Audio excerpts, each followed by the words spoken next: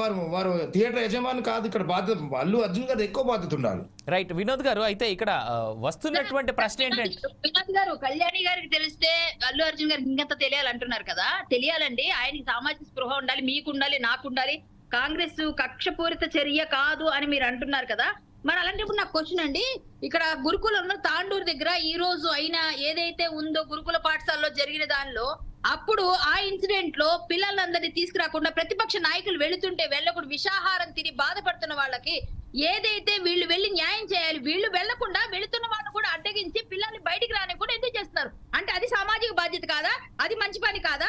అది కరెక్ట్ కాదా? ఇదంతా కూడా మరి చట్టం దానికి చేయట్లేదు ఇక్కడ. ఇప్పుడు మీరేంటండి, ఇప్పుడు మీరు బీఆర్ఎస్ ప్రతిపక్ష మౌత్ పీస్ అయ్యారా? మీరు ఇక్కడ సామస్పృహతో కళ్యాణి గారు వినోద్ గారు, అది రాజకీయ రంగు, రాజకీయ రంగులు పులిమి ఇష్యూలు డైవర్ట్ చేయడానికి రాజకీయ రంగు పులిమడానికే బీఆర్ఎస్ నేతలు అక్కడ కృషి చేస్తా ఉన్నారు. ఆ విషయాన్ని ప్రభుత్వంగా మేము ముందు గ్రహించాము. అక్కడ రాజకీయాలకు తావు లేకుండా అక్కడ మేము వ్యవహరించాము. సామాజిక స్పృహ ఇక్కడ లేదా మరి నాయకులకి? చట్టం పరిపాలన ఇక్కడ చేయదా? కళ్యాణ్ గారు కళ్యాణ్ గారు will come back to you. నాకు వినోద్ గారు మీరు ఒక విషయంలో నాకు సమాధానం చెప్పాలి. ఇక్కడ చాలా స్ట్రైట్ గా చాలా మంది విశ్లేషకులు, చాలా మంది జర్నలిస్టులు, అలాగే కొంతమంది రాజకీయ నాయకులు కూడా, అలాగే సినిమా వాళ్ళు కూడా అడుగుతున్నటువంటి ప్రశ్న ఒకటి ఉంది. నిన్న లగచెర్ల రైతులకు సంబంధించి బేడీలు వేసి తీసుకెళ్లినటువంటి ఘటనలో సీఎం రేవంత్ రెడ్డి గారు చాలా సీరియస్ అయ్యారు. ఆ ఇష్యూని డైవర్ట్ చేయడానికి మాత్రమే కేవలం ఆ ఇష్యూను డైవర్ట్ చేయడానికి మాత్రమే ఇవాళ అల్లు అర్జున్ని హుటాహుటిన అరెస్ట్ చేశారనేటువంటి మాట కొంతమంది దగ్గర నుంచి వినిపిస్తోంది. ఇక్కడ మనం ఎక్స్క్లూజివ్గా మన 4 sides స్క్రీన్ పైన కూడా ఎక్స్క్లూజివ్ విజువల్ చూపిస్తున్నాం, బేడీలేసి తీసుకెళ్తున్నటువంటి ఘటనని.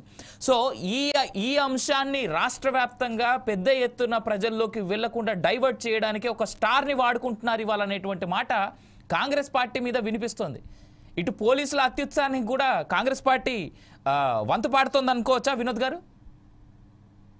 అక్కడ పోలీసులు రైతుకి బెడిలేయమని చెప్పేసి అది ప్రభుత్వ నిర్ణయం, మీకు తెలియదా? అక్కడ కొంతమంది అతి ఉత్సాహం ప్రదర్శించినటువంటి అధికారులు వాళ్ళ యొక్క చిన్న మెదడు వల్ల జరిగిన తప్పిదం, కానీ దాన్ని కవర్ చేసుకునేందుకు మరొకరిని బలి చేసే అంత దుర్మార్గపు ఆలోచనలు కాంగ్రెస్ పార్టీకి ఉండవు, మా రేవంత్ రెడ్డి గారికి అసలే ఉండవు. ముఖ్యంగా ఒకటే అండి, తప్పు చేస్తే ఎవరైనా శిక్ష అర్హులే.